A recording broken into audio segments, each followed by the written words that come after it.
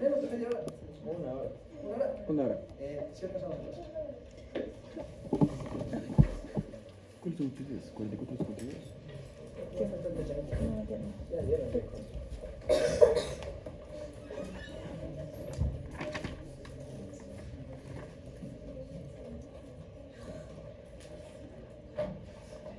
Vamos con estas. No, primero. Primero, ¿y dónde está? Ya recibió. Eso ya acabamos. Esa ya fíjate que lo que faltaba era Ah, sí, carísimo, la que carísimo. estaba pendiente. No, vieron la matriz. Sí. ¿Cuándo vieron la matriz? ¿Seguro? Yo estoy haciendo escribiendo la matriz. No sé explicar la parte de enfermedades gastrointestinales, neonatal, eso No, vamos a hacer algo porque esto, de lo que veo está recontra necesario.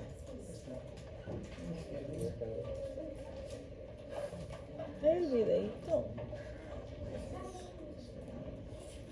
La del láser sí vimos. ese ya vi. Ah, sí, ya vimos eso. No, vieron esto. Ah, del salto, no, del láser sí.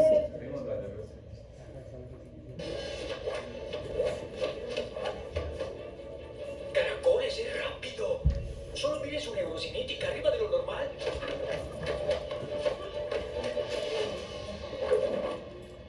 ¿Qué estás esperando? Puede ser más rápido. No creas que lo eres. Ten la seguridad.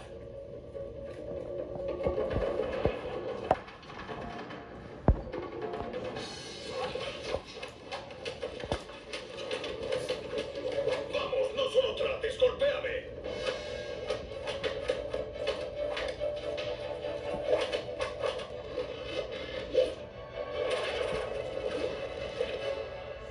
No puedo creerlo. Sé lo que intentas. Trato de liberar tu mente, Neo. Pero solo te mostraré la puerta. Y tú tendrás que cruzarla. Tank, programa de salto.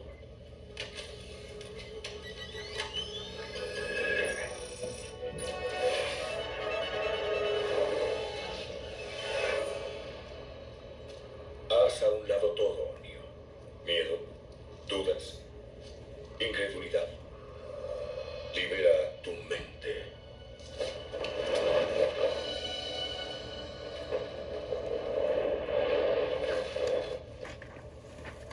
Pero...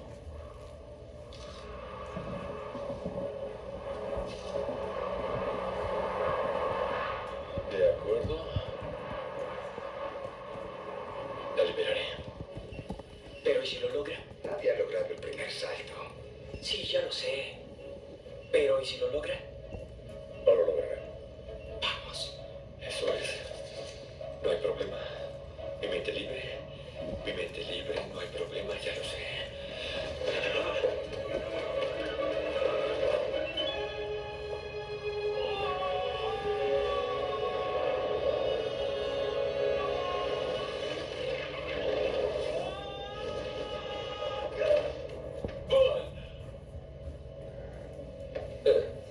¿Pero eso qué significa? No significa nada. La primera vez todos fracasan. ¿No, Trini? Ya. Mira la película, tiene un montón de implicaciones pues, filosóficas, no sé qué. En todo caso, verán. El siguiente examen les va a ir mejor. Lo importante es que hayan aprendido un poco de este examen. Con que ahora sí ya sepan el concepto de qué es sepsis, ya estamos bien. ¿Sí? Acuérdense que el examen más bajo se va a eliminar. ¿Sí? Entonces todavía hay opción de sacar la A completa. ¿Sí?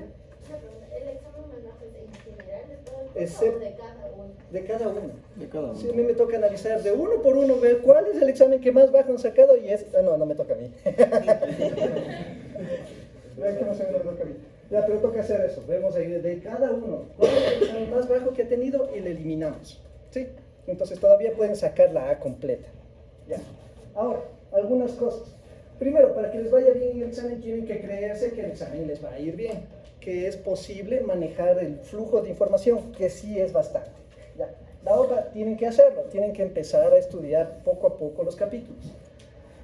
Yo diría que empiecen a estudiar para el examen final, porque Yo hay también se las examen dije final. siempre. Entonces, una de las sugerencias, hagan un cronograma. Tienen que organizarse un cronograma diario. En el cronograma diario tiene que estar todo, desde que se cepillan los dientes, tienen que incluir algo, tiempo para alimentarse, almorzarán. Sí. Para hacer ejercicio físico, también, si no hacen ejercicio físico hay problemas. Para estudiar y organicen qué van a estudiar cada rato. ¿Sí? Y en ese tiempo que están organizándose para estudiar el examen que viene, también tienen que ponerle un tiempito para revisar alguno de los capítulos que quedó suelto, ¿sí? De la parte anterior. ¿De acuerdo? Para todo. El examen final, para todo. En el segundo no. Pero yo diría que ya empiecen a leer para el final. Sí. Entonces, métanle ahí alguno de los capítulos que ya se revisó. Al menos un día un capítulo. Será excelente porque al final, en como 7 o 8 semanas, van a tener 8 capítulos revisados y ya no va a ser tanto para el examen final. ¿Sí? Entonces organicen un cronograma. En el cronograma tiene que estar todo, como les dije, ejercicio físico, alimentación, tiempo para los amigos. ¿Sí? La salud mental de los estudiantes de medicina es recontra importante mantener, porque después se vuelve más caro. Mucho más caro. ¿Sí? Y lo más necesario es, pasar medicina no es complicado. Pasar medicina acuerdo, eso es más difícil. Sí. Entonces tienen que organizarse un cronograma en el que incluyan todo, incluyendo tiempo para relaciones interpersonales. ¿Sí? Ejercicio físico, alimentación. Y revisar los capítulos. ¿Sí? Hagan fichas mnemotécnicas. ¿Sí? Ya vieron que pregunté de los antibióticos. ¿Cómo actúa? ¿Contra quién? Y ejemplos. De las bacterias también. Al menos esa parte como que la encogí un poco mejor. Sintomatología y cómo le mato. Porque es lo relevante, saber qué enfermedad tiene y qué le doy, si no se muere. ¿Sí? Ya. Una más. Traten de organizarse en grupos de estudio. Les juro que sus preguntas son mucho más sádicas que las mías. Entonces, si están preparados para las preguntas que se hacen entre ustedes, las mías les parecerán sencillas. Ya he hecho ese ejemplo muchas veces. En realidad, sus preguntas son feas. Muy feas. ¿Ya? Entonces, traten de organizarse un grupo de estudio, en especial para hacerse preguntas y una vez que ya hayan leído. ¿Sí? Y lo que les dije hace un rato, repeticiones. Vengan leyendo los capítulos. No doy esa clase, no importa, ya se leyeron un capítulo. Si es que ya di la clase, bueno, justo ahí repetimos durante la hora y al final, cuando les toca estudiar, ya tienen 3 repeticiones. Con 3 repeticiones, el conocimiento se queda. Yo tenía dislexia. Bueno, entonces yo necesitaba 2 repeticiones o 3 repeticiones más. ¿De acuerdo? Ya, entonces se necesita todo eso. ¿Sí? Ya. Y vamos, porque sí se puede. Comienza la selección. Esto ya vimos. Esto ya vimos. Sí les ha de haber quedado eso. Sí, de la... Se pasa acá. Ya, aquí nos quedamos, esto lo vimos. Ya, entonces, Escherichia coli puede causar enfermedad cuando no está en el tracto digestivo y también cuando ya se salió del tracto digestivo. ¿Sí? Entonces, alguna vez yo vi un paciente que le habían hecho una cirugía de cráneo porque se había caído y tenía un hematoma y se le infectó la zona quirúrgica en el cráneo con Escherichia coli y le dio un absceso cerebral por Escherichia coli. Ya, entonces, Escherichia coli también puede ocasionar enfermedad cuando no está en el sitio, en el tracto digestivo. Y en el tracto digestivo ya vimos estas 6 variantes que pueden ocasionar enfermedad, propiamente en el tracto digestivo. ¿Sí? La enteromorrágica, la enteropatogénica, la enterotoxigénica, la enteroagregativa, la enterodifusamente agregativa y todas esas. ¿Sí? Con sus propias variaciones. ¿Sí? Yo tengo una idea, una pregunta. No, ninguna pregunta es así. ¿Eso Digamos. son tipos de E. coli o Sí, son tipos de E. coli. Todos son E. coli. la enterobacterias E. coli? Sí. Sí, eso es. Hagan esas preguntas porque si no queda suelto. Todas estas son Escherichia coli. Son variaciones de Escherichia coli que pueden causar estos tipos de enfermedad. ¿Cómo hacen eso? Tienen diferentes genes, diferentes toxinas. ¿La E. coli no era parte de la... Sí. ¿En qué parte? En el tracto digestivo, en las heces fecales, ahí hay. montones. O sea, es que es parte de la naturaleza para cada enfermedad. Bacilo gram negativo más frecuente en el tubo digestivo. Tú coges heces fecales de cualquier persona, no las coges, pero consigues una muestra de heces fecales de cualquier persona, hay Escherichia coli, y es la bacteria que más frecuentemente hay ahí. O sea, con el microbiota y causa enfermedad. No siempre. Para que te dé, por ejemplo, una enfermedad enterohemorrágica, tiene que tener los genes que le permiten producir la toxina Shiga. Si no tiene los genes que le permiten producir la toxina Shiga, no produce toxina Shiga, y entonces no hay la enfermedad. ¿Sí? O enterotoxigénica, ¿se acuerdan de esta? ¿Cuáles eran? Las termolábiles y la termoestable. Si no tiene los genes para producir estas toxinas, no va a dar enfermedad. ¿Sí? Y entonces va a estar tranquila, feliz en su intestino, consumiendo los restos del bolo alimenticio. ¿De acuerdo? ¿Sí?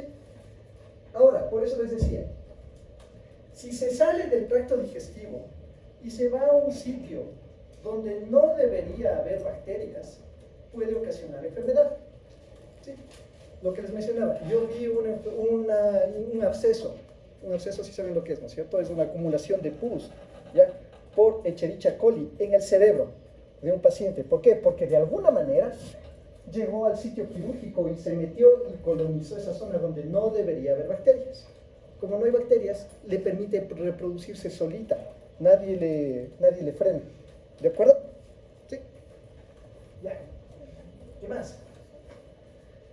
Las infecciones del tracto urinario, el 80% son por Escherichia coli. ¿Por qué? Porque uno al limpiarse tal vez se lleva un poquito a la parte urinaria, no sé, a la oreja. Sí, especialmente en paciente femenino. Sí, la anatomía del paciente femenino produce que la ampolla rectal, el recto del ano, esté muy cerca de la uretra. ¿Sí? Entonces, si la limpieza se hace hacia adelante y no hacia atrás, se produce colonización de bacterias. ¿Sí? A tal punto que el 80% de infecciones en mujeres se da por Escherichia coli. ¿Sí? Y infecciones a repetición en pacientes de género femenino en edad reproductiva es relativamente normal. No se le considera una patología complicada hasta cierto punto. ¿Ya? Si es que se da infecciones de vías urinarias a repetición en paciente masculino, hay que internarle y explorar las causas. ¿Sí? Debe haber alguna razón para que se esté dando esto. Generalmente son malformaciones del tracto urinario. ¿Sí? Un doble sistema pilocanicial o otro tipo de malformaciones. ¿Sí? En cambio, en el paciente femenino, si se da infecciones a repetición, normalmente no se le considera algo anormal. ¿De acuerdo? Pero en cualquier mujer, o debe ser, no sé, mujeres que están embarazadas. No, se supone que en edad fértil es más frecuente. ¿Sí?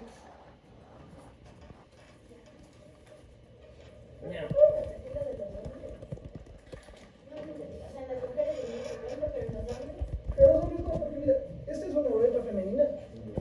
Es relativamente corta y ya llega a vejiga. ¿Sí? En la uretra masculina es relativamente diferente porque se encuentran los cuerpos cavernosos, el cuerpo esponjoso, lo que forma la estructura del pene. ¿Sí? Entonces, que la bacteria camine, vaya por todo ese espacio, es más complicado. En cambio, ahí la conjugación bacteriana es relativamente sencilla. ¿Cómo se llama? Infección de vías urinarias. Sí, es una infección de vías urinarias. Si se da a repetición, es decir, otra vez, y otra vez esta confusión, y otra vez, quiere decir que algo está pasando. O tal vez la vejiga no está vaciándose por completo, se queda orina y eso facilita que alguna bacteria que colonizó se reproduzca. ¿Sí? Ya. Puede ocasionar meningitis neonatal. ¿Sí? ¿Ya? ¿Por qué se infectan los neonatos? Porque en el momento del parto también hay vaciamiento de la ampolla rectal.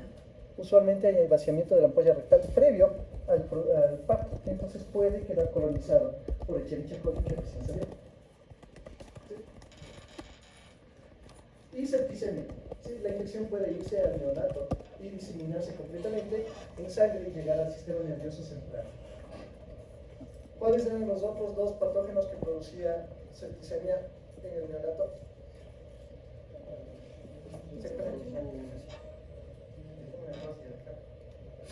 Y el último les decía, checo, que ya veremos ahorita. Estamos viendo.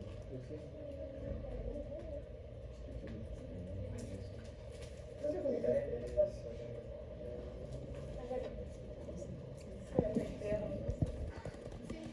¿Cuál será?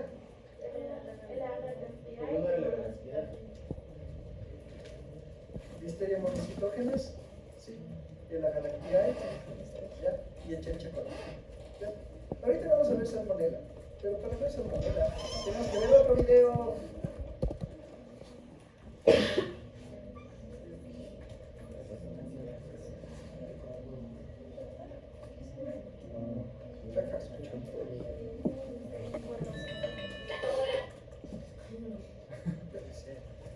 Esta y el hermano Palma Reyes, ¿cómo es?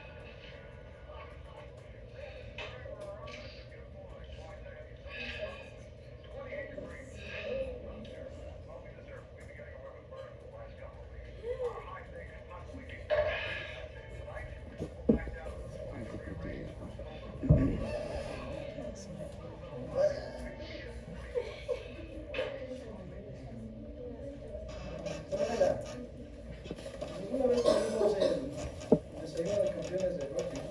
Transmisión.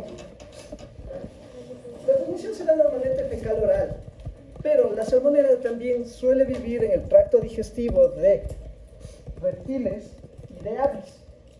¿Sí? Entonces, gente que tiene iguanas de mascota o gente que consume huevos crudos también puede enfermar de salmonela. Sí. Acuérdense que las gallinas no tienen un aparato reproductor separado del aparato digestivo, sino que el huevo sale por la misma cloaca, ¿ya? Entonces, por eso los huevos salen a veces con heces de gallina, ¿ya? Y puede estar ahí la bacteria y meterse, y entonces si se consumen huevos crudos, se puede presentar la enfermedad, como lo que le pasó a Rocky, por eso perdió. No sé si hay por ahí, pero se puede pasar. Huevos o aves, incluso la carne de los pollos cruda también puede tener riesgo de salmonela. ¿Ya? Personas inmunodeprimidas y personas que tengan bajo nivel de ácido clorhídrico. ¿Sí? Porque en general el ácido clorhídrico le logra eliminar a la salmonela. ¿Ya? Entonces, ¿Y por qué podría estar en productos lácteos? Es que en el libro, yo tengo que podría estar en productos lácteos. está en productos lácteos, dice el libro de eso, productos lácteos. Y está también en los productos lácteos. ¿Por qué puede estar en productos lácteos? Alguien puede revisar. Puede revisar de productos lácteos. ¿Por qué salmonela en productos lácteos? Sí me suena a mí también que es un factor de riesgo, pero ¿por qué en productos lácteos? Por el proceso de pasteurización. Ah, no, Dice si es que no están en no pasteurizados. No pasteurizados. En chocolate también, yo recuerdo un brote de salmonela en chocolate debido a que se quedaba en la mantequilla, en las grasas, y entonces en el momento en que se le procesa, si no se le subía a cierta temperatura, quedaba acumulado en las partículas de grasa del chocolate. ¿Y por qué está en la leche? Dice, Ahí sí. Pueden ser reservorios. Ya, si están contaminados con eso, pueden eliminar a través de la leche y entonces presentar salmonelosis. ¿Sí dice algo de eso? Sí, o sea, estos fueron alimentos contaminados como que básicamente, bueno, eso es lo que dijiste que actúan como reservorios, en leche no pasteurizada, en lácteos también. Y Puedes ponerle vaca, reservorio, salmonela, todo en inglés. Para ver si pueden poner ¿sí? ¿No? Leche pasteurizada. Bueno, pero sabemos que leche no pasteurizada y productos lácteos también pueden ser un factor de riesgo. Las grasas, mantequilla, sobre todo mantequilla, ahí logra sobrevivir las vísceras de grasa. ¿Sí? ¿No? Vamos ahí. Ya deberían estar revisando ustedes. Ya. Verá, el epitelio del tracto digestivo tiene unos glóbulos blancos medios raros que siempre están como sacando la manito a través del epitelio y viendo qué bacteria hay para ver si es que se necesita o no defenderse. Entonces está como que muestreando. O sea, a ver, esta bacteria vale, esta bacteria no vale, esta bacteria vale. Y eso está dado por unas proteínas que se llaman proteínas M. ¿Ya? Entonces captura estas bacterias y las introduce. Y eso ocasiona en algunos casos que esa salmonela se meta en los macrófagos. Y si se mete en un macrófago, llega a torrente sanguíneo y en torrente sanguíneo puede irse a cualquier lado, en especial hígado, vaso y nódulos linfáticos. Y ahí se queda almacenado. Sí, puede quedarse en hígado en especial durante mucho tiempo. ¿Ya? Entonces, ¿qué es lo que hace normalmente el salmonela? Se une a las vellosidades intestinales, ingresa en la célula, se multiplica, ¿sí?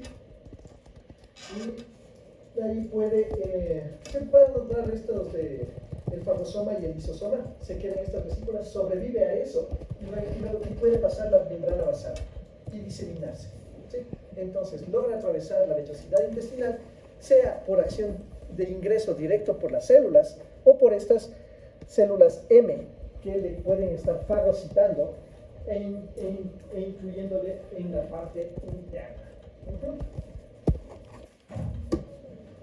No, solo parece que hay contagio que por fecal oral y también presencia de salmonela en el alimento de las vacas. En el alimento de las vacas. Es que por eso no en el agua contaminada. Verá, hay algunas cosas con salmonela, ¿sí? Entonces, va a dar una gastroenteritis, que es diarrea, incubación de 6 a 48 horas con náusea, vómito y diarrea no sanguinolenta, ¿sí? No ocasiona disentería. Produce fiebre, espasmo abdominal, cefalea mialgias y una duración de 2 a 7 días. Si se pasa a sangre, esto es más frecuente en pacientes inmunodeprimidos, ya hemos hablado de cuáles son los inmunodeprimidos, en pacientes pediátricos y geriátricos, ¿sí? Puede dar signos de sepsis, puede irse hacia los huesos y dar osteomielitis, ¿sí? Y también dar artritis y endocarditis.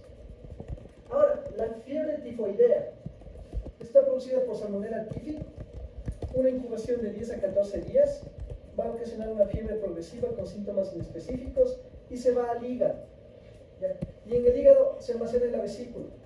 Y de la vesícula puede irse al vaso, bueno, del hígado y vaso, sí, del hígado puede irse al vaso y se queda almacenado en la vesícula. ¿Cuál es el problema? Que si es que el paciente tuvo una fiebre tifoidea, puede quedar como completamente asintomático, ¿ya? Y tiene una colonización crónica de la vesícula. Y el reservorio va a ser la vesícula biliar, ¿sí? Y de aquí puede estarse secretando continuamente al tracto digestivo. Y en el libro está la historia de una persona que se llamaba Typhoid Mary. ¿Ya? Esta persona tenía como oficio cocinera, ¿ya? Y se le había comprobado que tuvo salmonelosis y la salmonela se quedó viviendo en la vesícula en forma crónica, ¿sí? Pero su oficio era cocinar, ¿sí? Y se demostró que había producido una serie de brotes con más de 1000 casos y un buen porcentaje de mortalidad, ¿ya? producido por la salmonelosis, ¿sí? Porque seguía eliminando de su vesícula salmonela en forma crónica el resto de su vida. ¿Ya? Una historia bastante interesante. Pero eso es lo que puede pasar. Entonces, sí se puede funcionar como un reservorio en forma continua y seguir eliminando. Esa no se puede transmitir de persona a persona. Fecal oral. Sí, tiene que contaminarse y ingresar de alguna manera por la vía oral. ¿Sí? Entonces, alimentos contaminados es la principal causa de transmisión.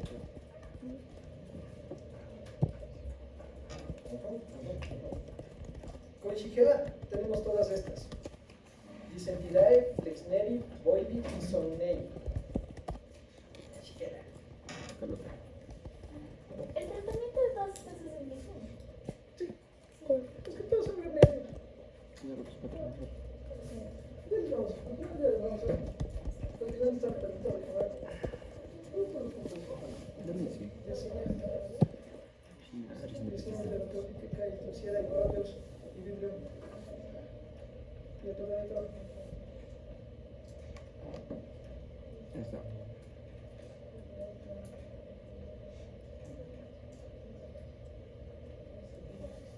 Se necesita dar algo que tenga acción sobre gram negativos. ¿Sí?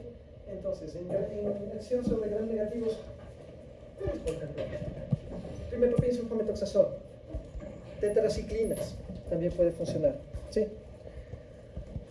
¿Cuál era el espectro de acción de las cefalosporinas de primera generación?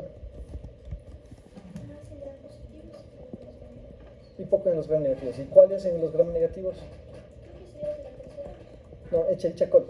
O sea, cefalosporinas de primera generación sí actuaban sobre echerichacol. ¿Sí?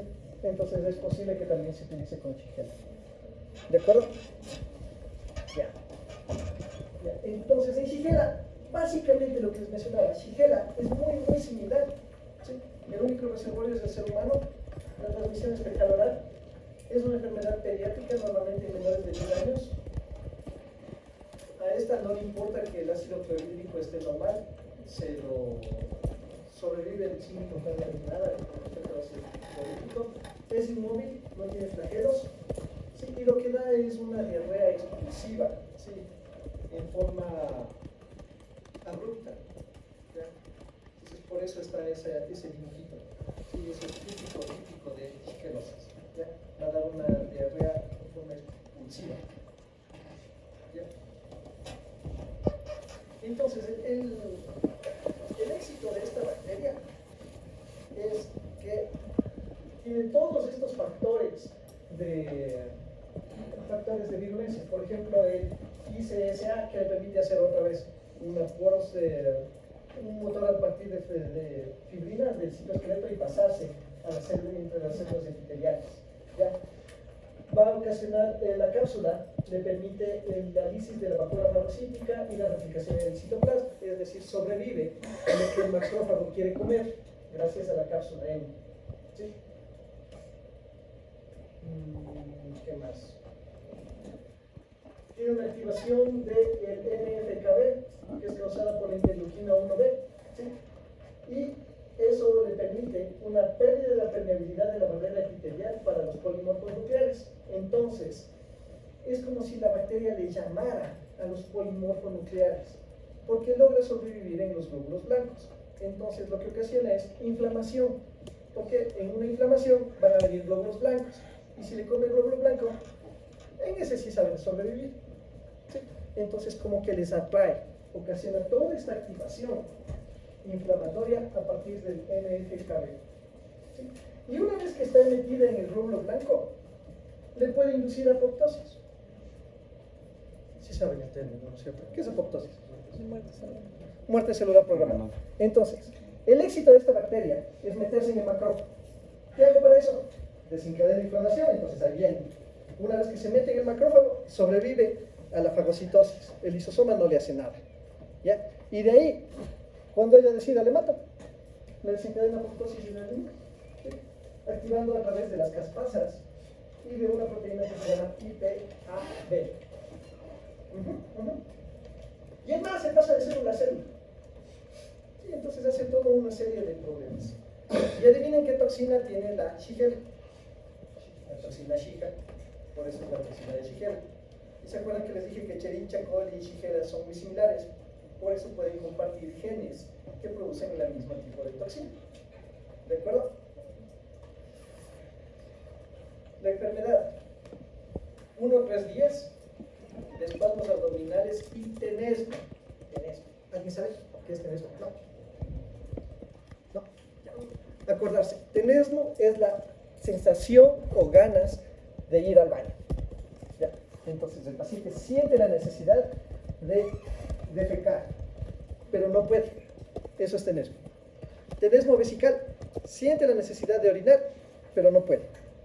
¿Ya? En este caso estamos hablando de tenesmo digestivo, ¿no? Va a tener fiebre y diarrea sanguinolenta con pus. Normalmente se mete al intestino delgado y en algunos casos, si es que ya hay invasión colónica, ustedes pueden ver disentería.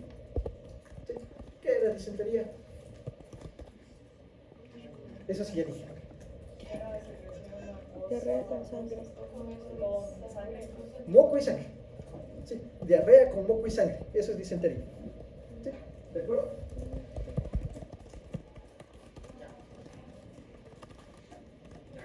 Con eso con shigellosis. Vamos con Yersinia. Esta es recontra famosa. ¿Quién lo ha escuchado de este libro? Sí, Yersinia pestis. ¿Qué pasa con la Yersinia pestis? ¿Qué pasa con la Yersinia pestis? Hay un podcast que se llama así. Vale. Se trata de que logró eliminar un cuarto de la población de Europa en la Edad Media y después de eso hay otros brotes de peste bubónica que no se habla, en especial en la zona asiática, que también fue bastante amplia. ¿Sí? Está dada por las ratas, ¿sí? Y la pulga de la rata. ¿Ya? La Yersinia enterocolítica solamente da un proceso gastrointestinal en cerdos, roedores, ganados y conejos. Y la pseudotuberculosis también da una... Yersinia pseudotuberculosis da una enfermedad similar a la enterocolítica en roedores y animales salvajes y aves de caza.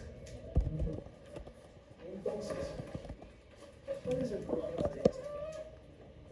Aquí están todas estas cosas. Inhibe la respuesta inflamatoria e induce la apoptosis en el macrófago. ¿Ya? Yersinia logra también manejar el macrófago y le va a dar apoptosis al macrófago, ¿sí? Por una alteración de los filamentos de actina. Entonces, Yersinia pestis, esto es lo que tiene Yersinia pestis. Yersinia pestis tiene unas proteínas medias raras, porque imagínense, tiene que lograr, primero, Yersinia pestis logra sobrevivir aparentemente en el ambiente, en amebas ambientales. ¿Ya? De ahí logra sobrevivir en un mamífero y para transmitirse utiliza un insecto. Entonces es todo un proceso de moléculas específicas para lograr transmitirse. ¿Ya? Entonces, la fosfolipasa D le permite sobrevivir en la pulga. ¿Sí? Hay un gen codificado F1 que le permite sobrevivir a los fagocitos. ¿Ya? Esta PLA proteasa le permite diseminarse en la pulga, ¿sí? Y puede ocasionar biofilms en la pulga. La Yersinia enteropatogénica y la pseudotuberculosis, en cambio, tienen estas otras proteínas, ¿sí? Pueden producir biofilms, tienen motilidad, tienen ureasa para sobrevivir al ácido y de esa manera colonizan el tracto digestivo, y tienen estas proteínas OMP, que son adhesinas para pegarse a los epitelios. ¿Sí? Entonces, a ver, vamos a ir conversando un poquito. Ahí está. Por eso se le llama peste negra. ¿Sí? El problema es que una vez que esta bacteria se logra meter en la pulga se pega en el tracto digestivo a nivel del esófago, ¿ya? Y se pega y le coloniza, ¿ya? Y al momento en que le coloniza, le tapona. ¿Qué pasaría si a alguien le tapona en el esófago? No puede comer. ¿Y si no puede comer? Le da hambre. ¿Sí? Si no puede comer, les da hambre, ¿no es cierto? A la pulga le pasa lo mismo. Como se le cierra el esófago, no puede comer y le da hambre. Y entonces pica más. ¿Sí? Porque quiere seguir alimentándose. Y entonces la pulga está desesperada, está hambrienta y sigue picando. Y cada vez que pica, transmite la bacteria. Entonces ese es el éxito del Yersinia. Le tapo, le cierro el esófago, no le dejo comer, le da hambre y le permite más picaduras y se transmite. Una vez que llega al tracto circulatorio, ¿sí?, la bacteria se va hacia los ganglios inguinales y en esa zona va a dar abscesos, ¿sí? Y esos son los bubones, ¿sí? Bubones dolorosos en la ingle y en la axila y da fiebre, ¿ya? Estos bubones a veces se abren y liberan pus, ¿ya? Y por eso se le llama la peste bubónica. Si esto sucede, si se da el abón, si se da un bubón, es decir, un montón de pus con la bacteria, puede pasarse al tracto circulatorio. Y de esa manera llega a los pulmones, ¿sí? Y entonces ustedes van a estar frente a peste neumónica de incubación de 2 a 3 días, ¿ya?, con fiebre, malestar general, necrosis periférica, y por eso se le ve negro esto, ¿sí? Y el momento que llega a los pulmones, el paciente tose. Y ahí ya no necesita de la pulga, puede transmitirse por vía aérea. Y ese fueron los casos en que produjo mayor mortalidad. Ya vimos con el COVID que lo complicado es que se transmite por vía aérea. ¿Sí? Esta bacteria puede volverse aérea y ser transmitida de esa manera. ¿Sí? Sin tratamiento se muere el 90%. Yersinia enterocolítica suele dar una falsa apendicitis, ¿ya? Puede estar producida por el consumo de agua o alimentos contaminados, da diarrea, fiebre y dolor abdominal. Puede ser transmitida también por transfusiones, ¿ya? Se podría. Vamos con Klebsiella. Hasta ahí, preguntas, algo.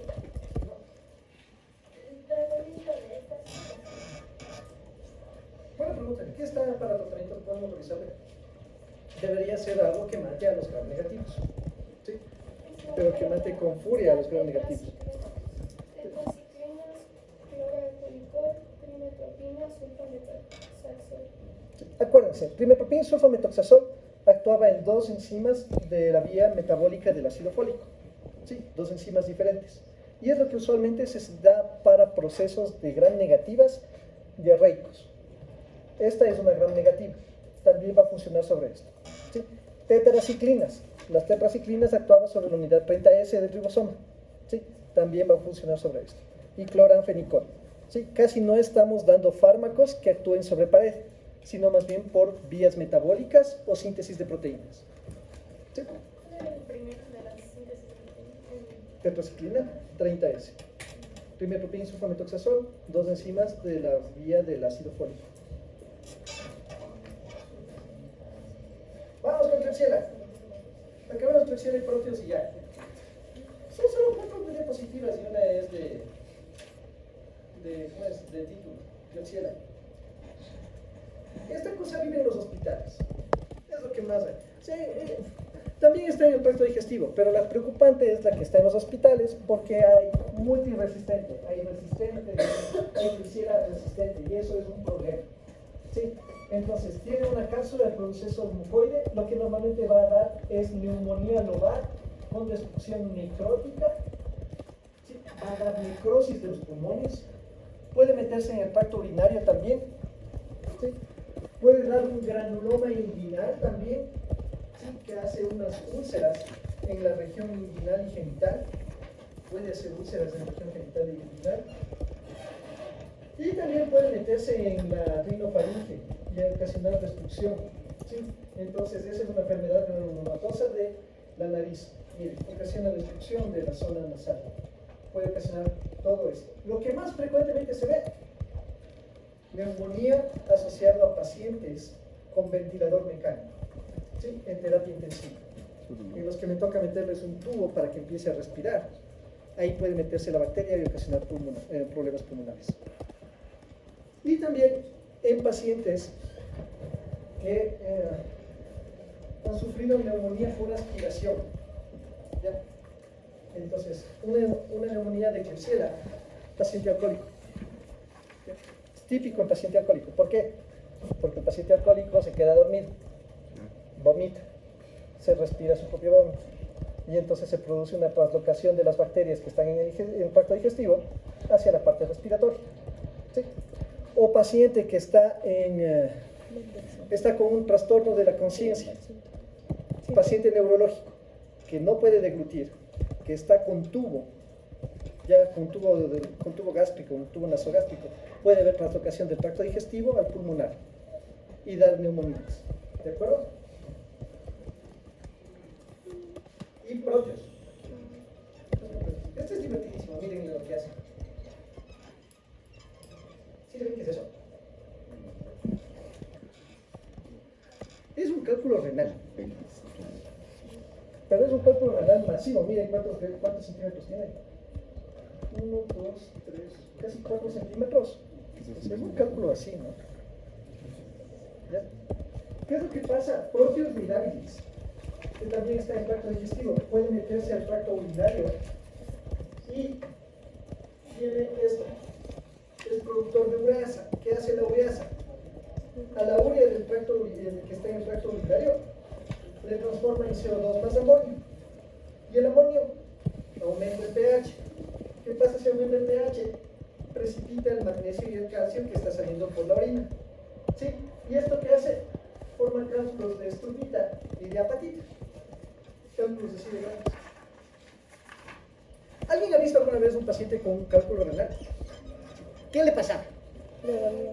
No puede moverse. Le duele, pero le duele mal plan, pero así mal. Está sentado, está acostado, se para, grita, llora. He visto sujetos de 1,85 y 80 kilos llorando por un cálculo renal. ¿Ya? Esa cosa hace llorar, duele terriblemente, es uno de los dolores más feos. ¿Sí? ¿Cómo se le elimina el cálculo? Por orina. Destruyéndolo. Sí, ¿cómo va a salir eso? Se le sale con el Hay algunas formas. Una se llama litotripsia. Se le pone infrasonido, ondas de choque en la parte posterior, y esas le rompen al cálculo hasta que sale por el uréter. Acordarse que la luz del uréter, que es el que une el riñón a la vejiga, es 3 milímetros, 4 milímetros. Entonces puede pasar un cálculo produciendo un dolor indescriptible y sangrado, ¿ya? Y también puede salir por vía urinaria con mucho dolor, ¿ya? O puedo meter un catéter doble J. Ingreso por la uretra, llego a la vejiga y por la vejiga ingreso por el uréter hasta el riñón y le abro la luz y entonces ya tiene un tubo colocado ahí que permita que salgan los fragmentos. O para cosas de esas ahí sí le abro. Entra al quirófano y se saca eso. Si no, se daña el riñón. ¿Sí? Porque queda tapado, aumenta las presiones y se daña la nefrosis. ¿Sí? ¿De acuerdo? Y todo es producido por una bacteria. Bueno, en otros casos también hay muchas causas de cálculos renales. Una de las más frecuentes es por bacterias. Otra es aumento de las sales en la orina. Entonces, si toman mucho aguas minerales, también aumenta el riesgo. ¿Sí?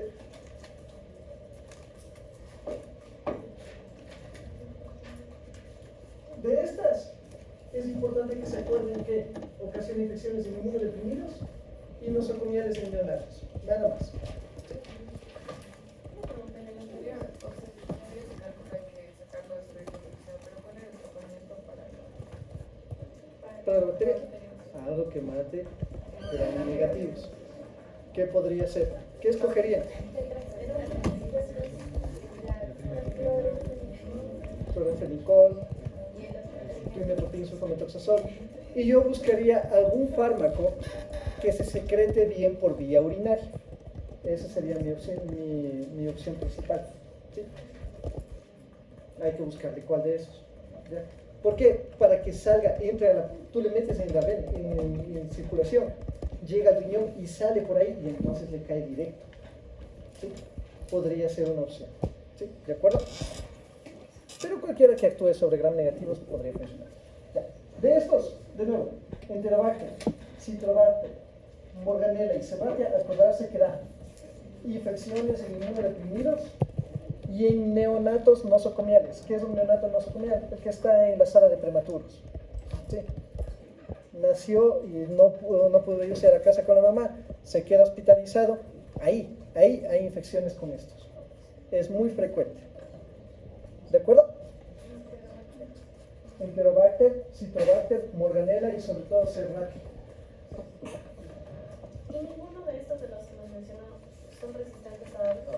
Por ejemplo, había uno que se los beta-lactam. Todas estas pueden ser resistentes. Tienen diferentes grados de resistencia. Las resistencias intrínsecas de cada una de estas no me acuerdo. El de Klebsiella sí les dije. ¿Cuál era la resistencia intrínseca de Klebsiella? ¿Qué no le vas a dar a Klebsiella? Sí había una resistencia intrínseca de Klebsiella. Y sí les dije, cuando le vean al paciente alcohólico que está con neumonía, este antibiótico no le deberían dar porque el Klebsiella tiene resistencia intrínseca. Chan, chan, chan, chan. La ampicilina. Muy bien.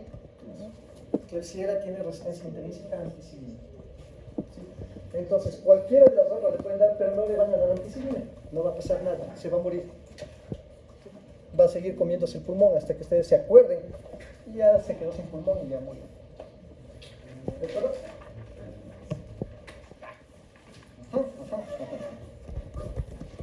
Listo, así quedamos por ahí.